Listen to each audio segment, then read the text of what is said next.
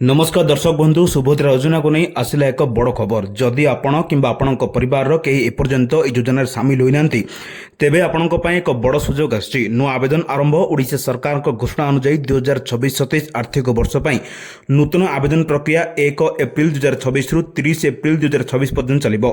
बयस सीमा जो महिला मानक बयस 1 एप्रिल 2026 सुधा 21 वर्ष रु 60 वर्ष मध्य सेमाने एथिपे आवेदन करि परिबे।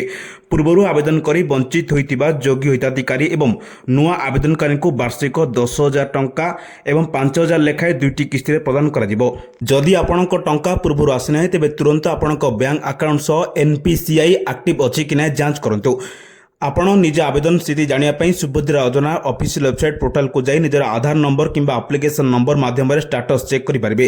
अंगनवाड़ी केंद्र ब्लॉक कार्यालय किंबा जनसेवा केंद्र सीएससी को मागणा फॉर्म मिलिबो। कोनोसी असुविधा हेले सरकारी हेल्पलाइन नंबर 14678 रे जोगाजोग करि परिबे। सरकारी सूचना अनुसार अनेक महिला वैषयिक समस्या जगु आवेदन करि पार नथिबारु ए अवधि को और 5 दिन बढ़ाइबाकू विचार करा जाउछि। उपमुख्यमंत्री प्रभात परिडा कहिसंती जे मानक आवेदन रिजेक्ट होइछि सेमान निज घर को घर सर्वे करा जिवो। जदि आपण योग्य तेबे आपनको निश्चित टंका मिलिबो। 500 टंका बोनस केवल किस्ती टंका नुहे जो महिला मानक अधिक रु अधिक डिजिटल पेमेंट करिवे। प्रति पंचायत रु श्रेष्ठ 100 जन को वार्षिक 500 टंका अधिक बोनस दिया जिवो।